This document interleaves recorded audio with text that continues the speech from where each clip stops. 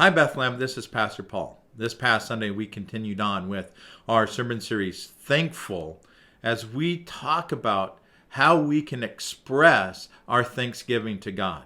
We recognize that God has blessed us in so many different ways, and we're grateful for God's blessings. But for true thanksgiving to take place, it requires an action. Last week, we talked about how we express our thanksgiving to God through worship.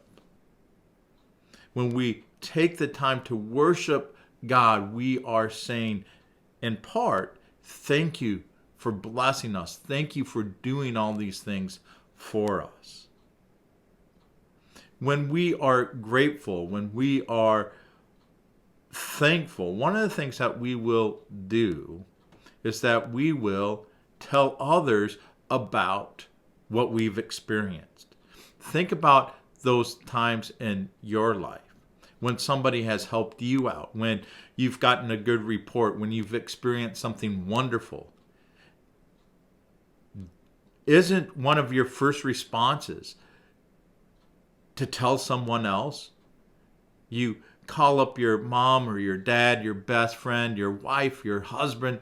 You give them a call, you talk to them, and you say, hey, you won't believe this. This is what just happened to me. There's something within inside of you that makes it hard for you just to keep silent about this wonderful thing that has taken place in your life. And we see this in our text from Sunday, Mark chapter 1, starting with verse 40.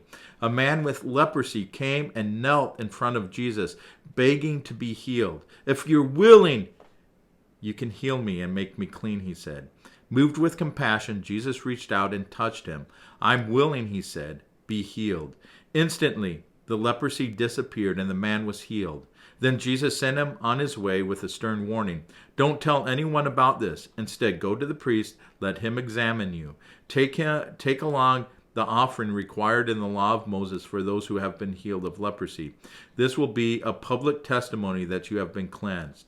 But the man went and spread the word, proclaiming to everyone what had happened. As a result, large crowds soon surrounded Jesus, and he couldn't publicly enter a town anywhere. He had to stay out in secluded places, but people from everywhere kept coming to him. Here Jesus tells this man, hey, don't let people know what just happened. Don't tell them that I have healed you. Because Jesus knows, hey, what's going to happen is people are going to swarm him. It's going to make Jesus' ministry more difficult.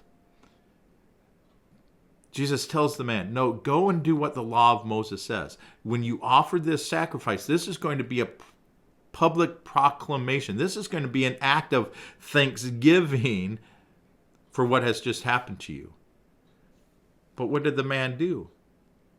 He told people about Jesus. And you can see that it could have happened very innocently enough.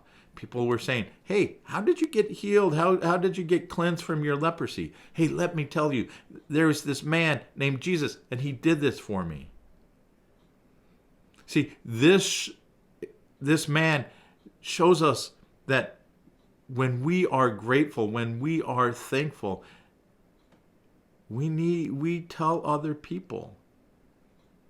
If we're truly grateful for what God has done for us in salvation and redemption and restoration and the continual transformation and provision that he has given for us, then we're going to be willing to tell other people about what God is doing in our lives. We're not going to be able to keep it a secret.